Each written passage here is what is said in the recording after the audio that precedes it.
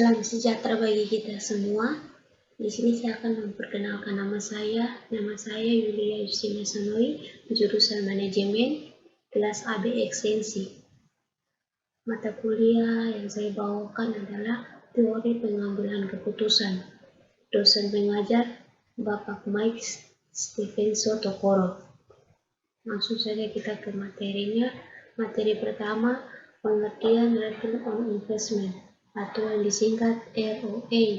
Return on Investment adalah rasio yang menunjukkan hasil dari jumlah aktiva yang digunakan dalam perusahaan atau suatu ukuran tentang efisiensi manajemen. Rasio ini menunjukkan hasil dari seluruh aktiva yang dikendalikan dengan mengabaikan sumber pendanaan. Rasio ini biasanya diukur dengan persentase. Dalam banyak kasus, Return on Investment digunakan untuk menghitung beberapa nilai suatu investasi. Misalnya, investor ingin mengetahui potensi Return on Investment dari suatu investasi sebelum memberikan dana apapun ke perusahaan. Menghitung potensi atau Return on Investment keuangan dalam perusahaan biasanya melibatkan pembagian pendapatan atau laba tahunan perusahaan dengan jumlah investasi awal atau saat ini. Return on Investment juga digunakan untuk menggambarkan biaya peluang atau pengembalian yang diberikan investor untuk investasi di perusahaan. Menghitung potensi atau Return on Investment keuangan atau perusahaan biasanya melibatkan pembagian pendapatan atau laba tahunan perusahaan dengan jumlah investasi awal atau saat ini. Return on Investment juga digunakan untuk menggambarkan biaya peluang atau pengembalian yang diberikan investor untuk berinvestasi di perusahaan. Jika seorang pemilik bisnis menginvestasikan uang mereka di pasar saham, mereka dapat mengharapkan untuk menerima pengembalian tahunan minimal 5%.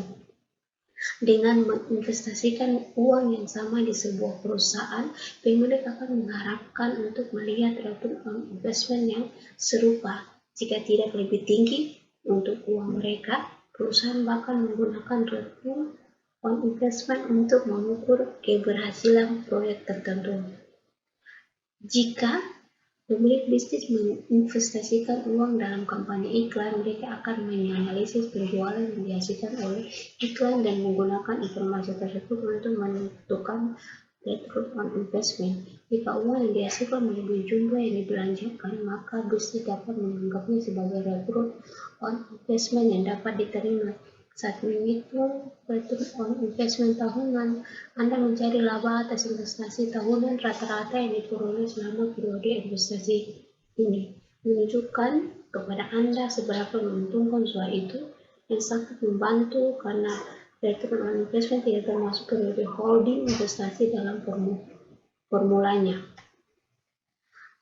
Faktor yang dapat mempengaruhi Return on Investment berikut adalah faktor yang dapat mempengaruhi. Yang pertama, turnover dari operating asset atau tingkat perputaran aktiva yang digunakan untuk kegiatan operasional, yaitu kecepatan berputarnya operating asset dalam suatu periode tertentu. Yang kedua, profit merit margin adalah besarnya keuntungan operasi yang dinyatakan dalam bentuk presentasi dan jumlah penjualan bersih.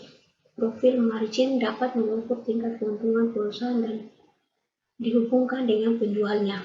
Return on Investment sebagai bentuk teknik analisa rasio profitabilitas sangat penting dalam suatu perusahaan. Pengusaha dapat mengetahui seberapa efisien perusahaan guna memanfaatkan aktiva untuk kegiatan operasional dan dapat memberikan informasi ukuran profitabilitas perusahaan.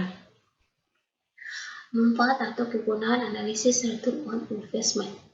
Jika perusahaan telah menjalankan praktik akuntansi yang baik, maka manajemen dengan menggunakan teknik analisis Return on Investment dapat mengukur efisiensi penggunaan modal yang bekerja, efisiensi produksi, dan efisiensi bagian penjualan. Apabila perusahaan mempunyai data industri sehingga dapat diperoleh rasio industri, maka dengan analisa Return on Investment dapat dibandingkan efisiensi penggunaan modal pada perusahaannya dengan perusahaan lain yang sejenis. sehingga dapat diketahui apakah perusahaan berada di bawah sama atau di atas rata-rata. Dengan demikian akan dapat diketahui di mana kelemahan dan kekuatan perusahaan dibanding dengan perusahaan lain yang sejenis. Materi kedua, expected return. Expected return atau return yang diharapkan merupakan perhitungan penting dalam penilaian valuation sekuritas. Prinsip dasar perhitungan adalah dengan menambahkan risk free rate dan risk premium. Di sini ada persamaannya, atau expected return sama dengan risk kurang free rate tambah risk premium.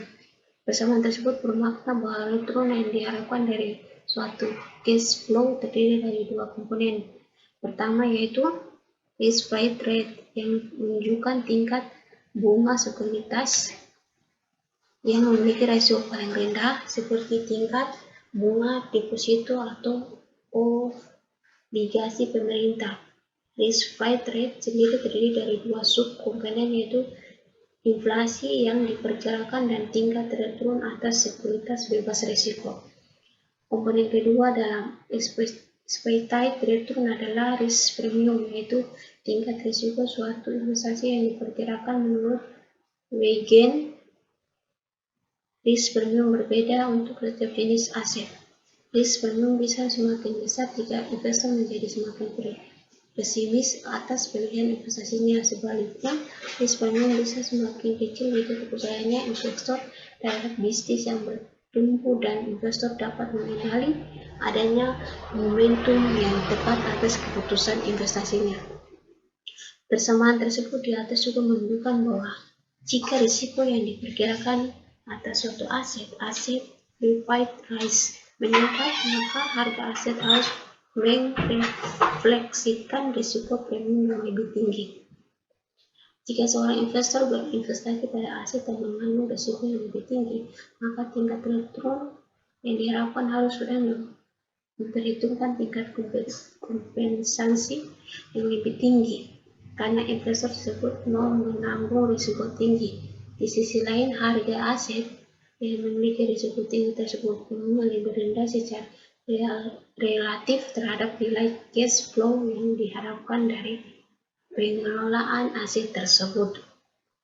Varians atau ragam suatu berubah acak atau distribusi probabilitas adalah ukuran seberapa jauh sebuah kumpulan bilangan tersebut.